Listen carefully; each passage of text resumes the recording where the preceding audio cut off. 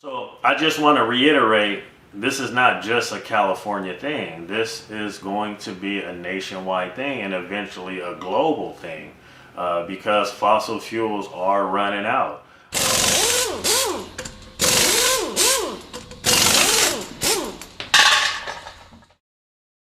I hope everybody is doing well out there. Thank you for tuning in. This is Bryan916 and welcome back to the channel.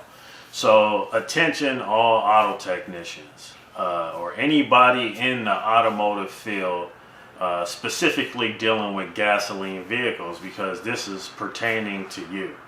So first of all, let's establish the fact that gasoline vehicles, internal combustion vehicles are on their way out and electric vehicles are on their way in, and the impact that that's going to have on a lot of us in the industries that's dealing with gasoline vehicles. So there's going to be a lot of people that's affected by this shift, and have you consider how that's going to affect you personally. So there's going to be quite a few people affected by this. So off the top of my head, I could think of auto parts stores and their employees, used car dealers, mom and pop auto repair businesses, Jiffy Lube and other oil change businesses, auto technicians, machinists, gas powered small engine and line equipment dealers, as well as small engine mechanics, auto repair focused tool manufacturers, auto repair focused tool distributors and tool trucks, and of course fossil fuel companies.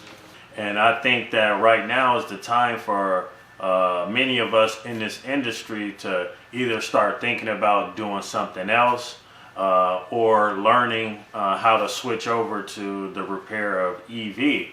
But honestly, if you know anything about electric motors, they don't really necessarily need much repair.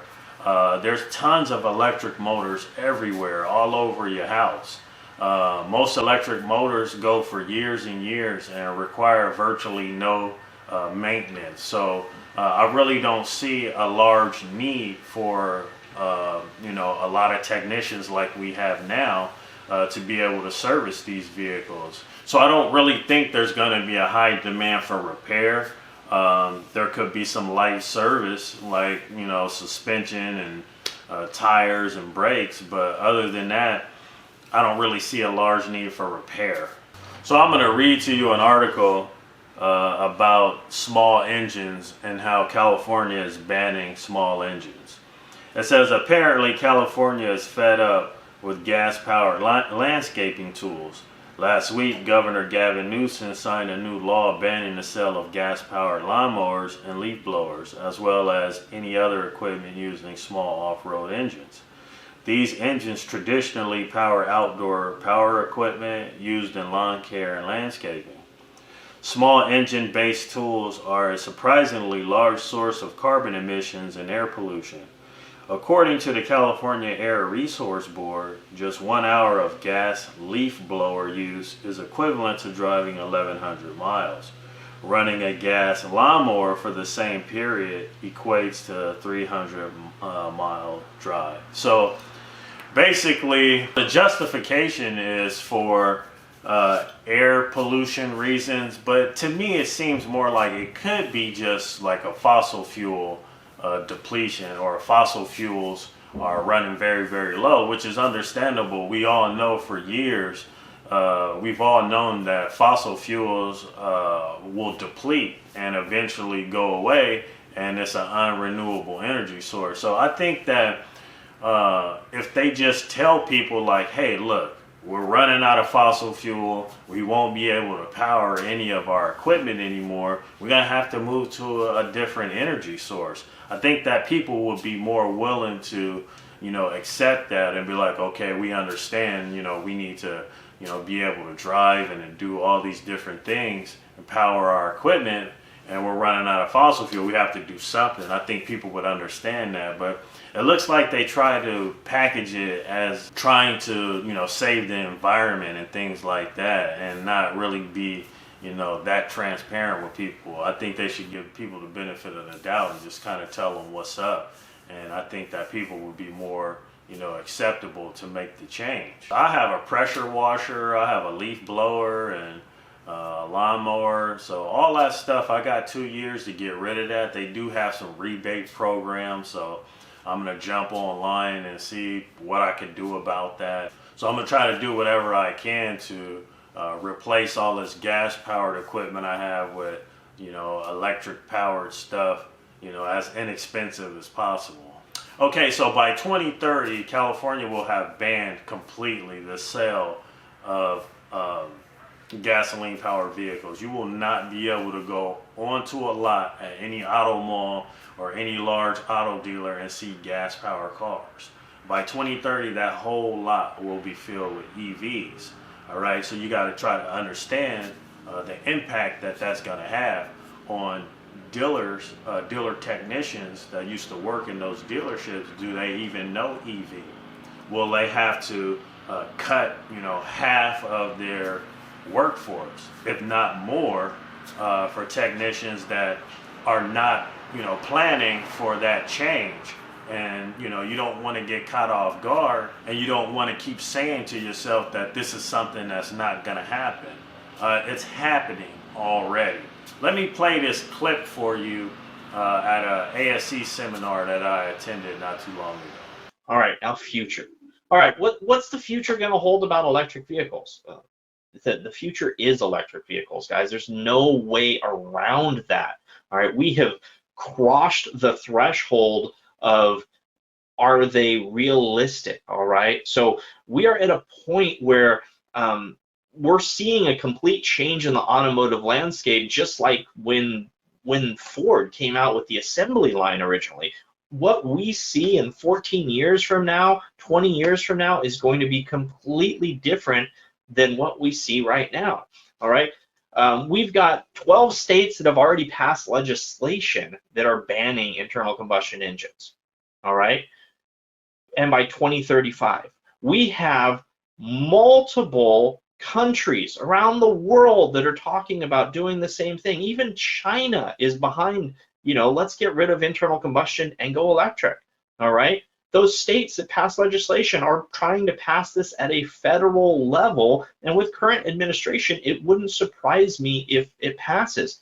But even if it doesn't, it doesn't matter, because all of the major OE manufacturers have already gotten on board, and they've all already set dates for themselves of when they're going to be internal combustion free, or at least hybrids. Not anything is going to be coming out that is only internal combustion anymore by 2035, guys.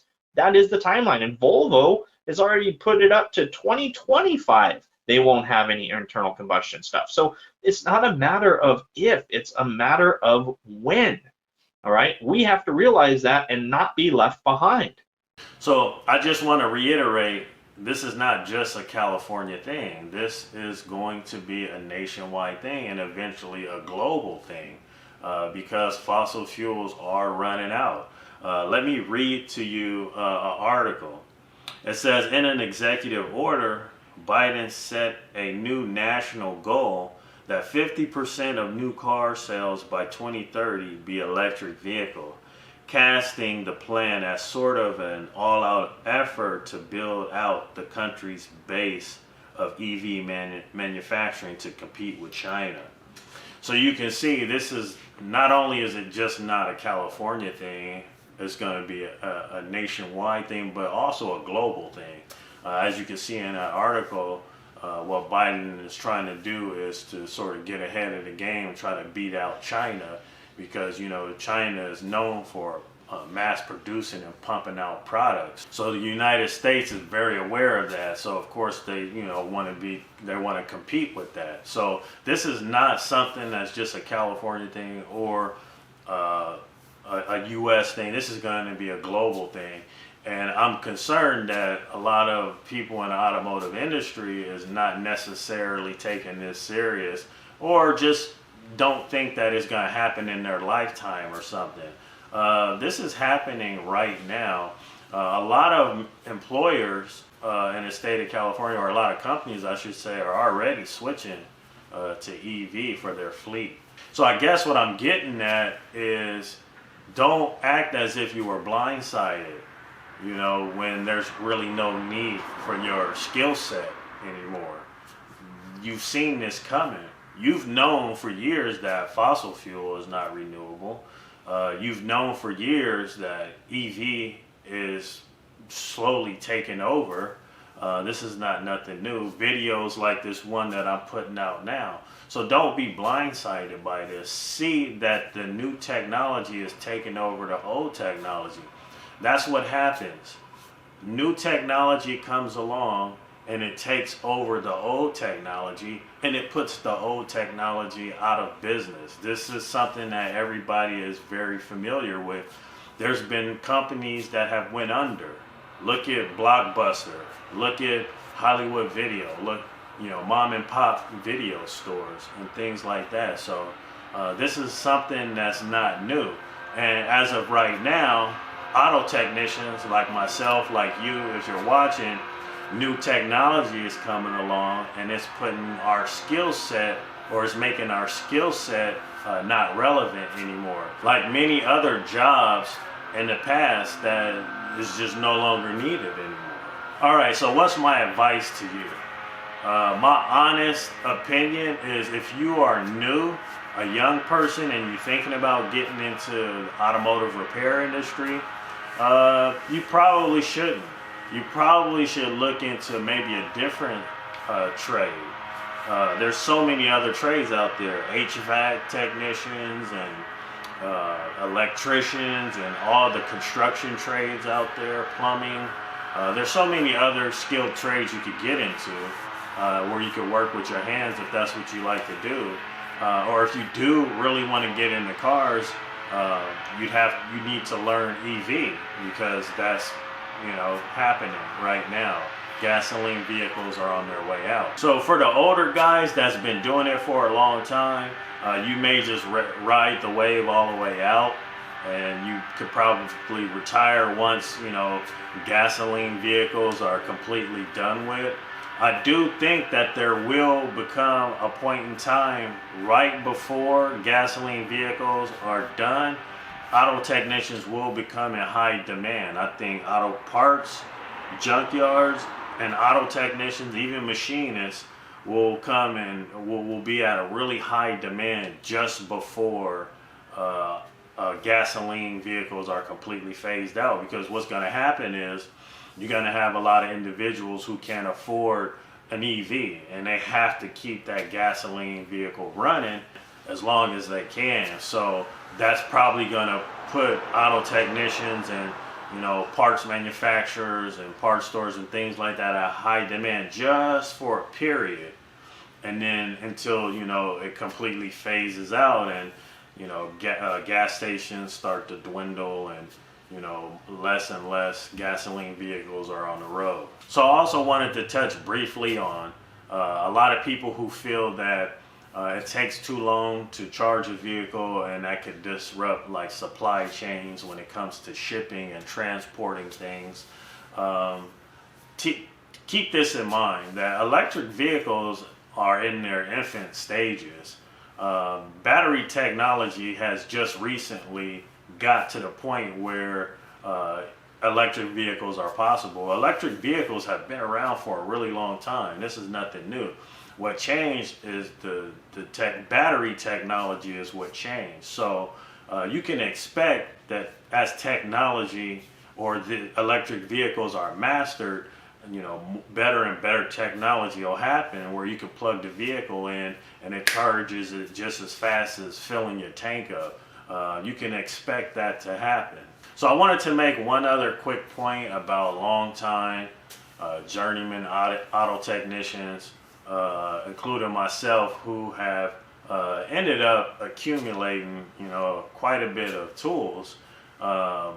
Once EV vehicles come around, there's really not going to be a need for massive amounts of tools like, you know, we deal with gasoline vehicles. So guys who think that, well, when they retire, you know, I can sell, my toolbox and all my tools and, things like that. Well, there's really no need for anybody to buy all of that stuff. So if you're one of those guys that hoard tools and think that there's going to come a point in time where you're going to sell all those tools off and, have a little bit of extra money, that's probably not going to happen. There's probably going to be very little tools needed to service EVs. I mean, electric motors basically have zero friction. They don't really wear like internal combustion engines wear. So vehicles have essentially turned into an appliance that you just plug into the wall. All right, guys, well, that's all I have for you. Before I get out of here, I just want to leave you with this. Do not be blindsided by this. Please plan for this. Do realize that there will be an impact in the automotive industry that's going to affect you personally. So prepare for this. Make changes where necessary. Don't be blindsided by this. Stay ahead of what's going on. Anyway, this is Bryan916. Thanks for tuning in. I'll see you guys on the next one.